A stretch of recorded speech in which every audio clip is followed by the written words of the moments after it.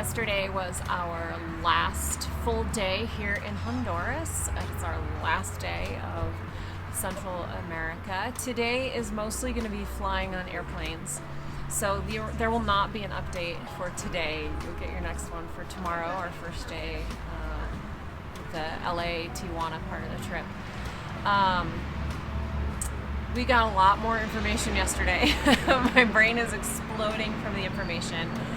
Just statistics and stories about the situation here in Honduras, which is quite similar to those in Guatemala and El Salvador. They do have there are very loud trucks here. And slow!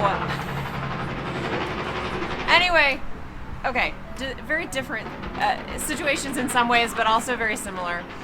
The retreat center is not like many, and our area is set way off the highway. There's literally trucks rolling by right behind us. So yeah, those are all things that need some time to process. We also got to go to a really cool park with a giant Jesus statue, and there was caution tape around the foot of the Jesus statue, which I think is going to wind up being a sermon illustration someday. I think there's some deep theological thinking to be done about caution tape around Jesus. That's all I've got for today. The next time you see us will be in Tijuana. Good morning. As Carissa said, today is our last day in Honduras. It's our last day in Central America, or is Mexico part of Central America? It's part of America. Wow. See, clearly I need more coffee anyway. So yeah, most of today will be spent on planes, trains, and automobiles. We are flying from here to Los Angeles, where we will spend the night, and then tomorrow, bright and early, we board a bus for Tijuana. Ooh, dog! That is the retreat dog. He has been a sign of joy and comfort these last couple days. So yeah, yesterday we heard... Truck, hang on. Or yell. Or, yeah, I mean, we are so close to the highway, folks.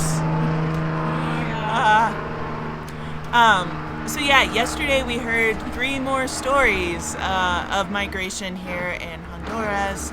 I think of all the countries that we have visited, Honduras has the most economic challenges, which are causing people to migrate more than any other country in Central America.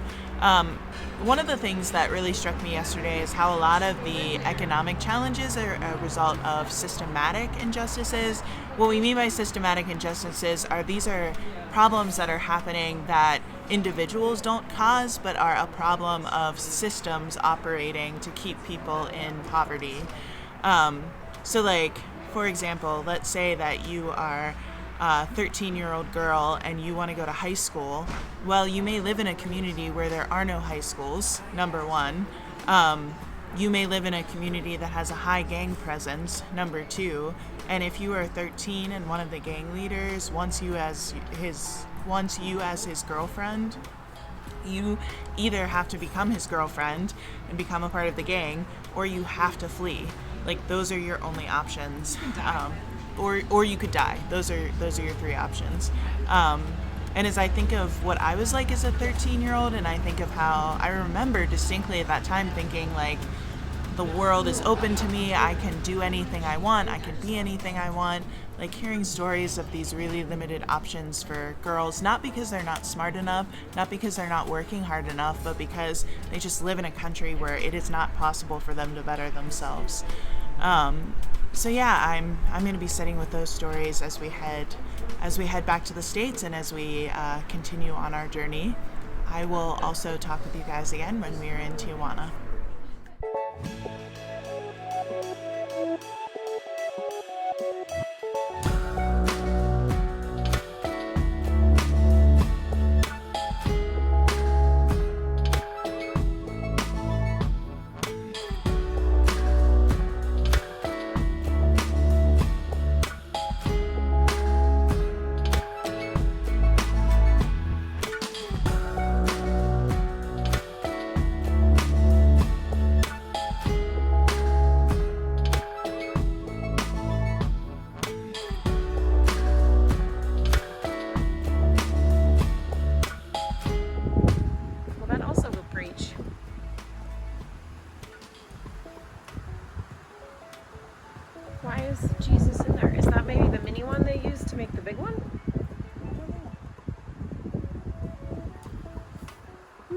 behind bars, Jesus.